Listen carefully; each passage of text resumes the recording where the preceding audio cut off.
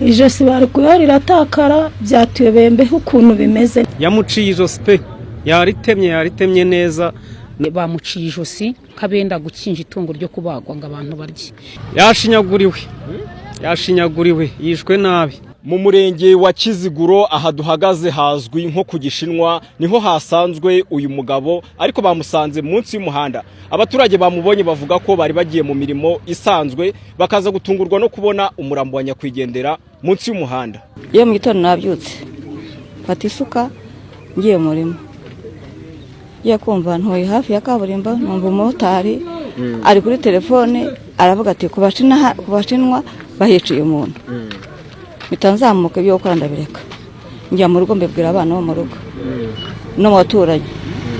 Ubwo nta kundi twese tuza hano dusanga nyine abantu bakorakoranye bose na polisi, abaturage bose n'isangano ryose.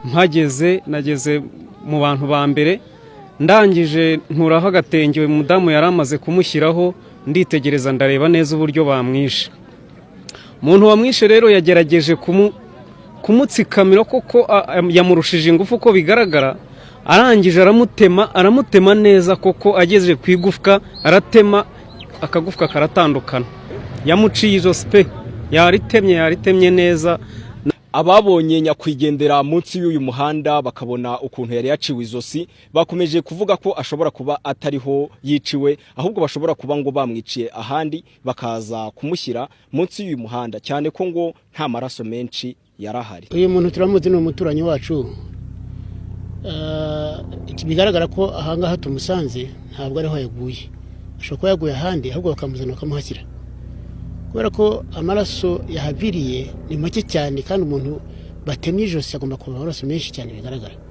Icyo dushingiraho kuko urebye ahantu yararambitse bigaragara ko nta n'amaraso menshi ahari nk'umuntu batemye, kandi biragaragara batemye ijosi rinka ryavuyeho, sibye akantu kaba kasigayeho gatoya. Ariko rero urebye ntago ari ahantu baba bamwiciye, kuko bahamwiciye byagaragara ko n'amaraso yaba ari menshi cyane. Bakomeje bagaragaza ko nyakwigendera yishwe urupfu rw'urubozo, ndetse by'umwihariko bakanasaba inzego z'ubuyobozi ko mu gihe hamenyekana abagize uruhare mu rupfu rw'uyu musore bakurikiranwa ndetse bagakanirwa, urubakwiye bikabera isomo n'abandi, nk'uko aba baturage bari kubigarukaho.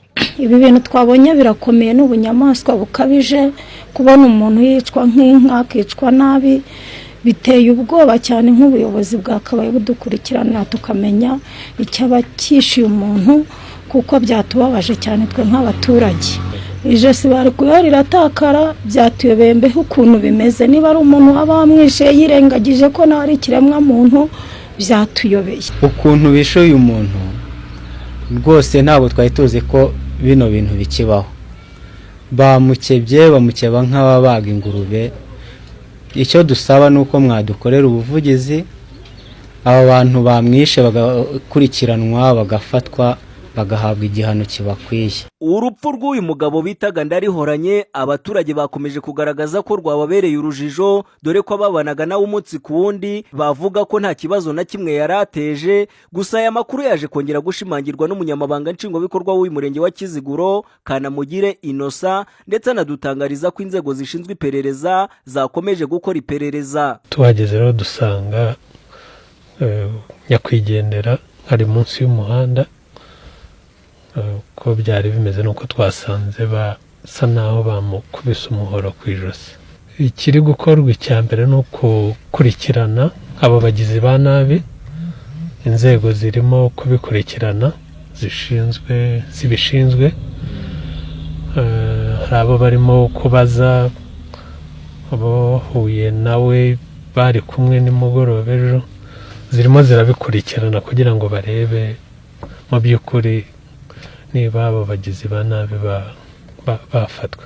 Ariko ikindi nuko nabizeza yuko n'abagizi ba nabi inzego zirabikurikirana, kandi byanga bikunda bazafatwa.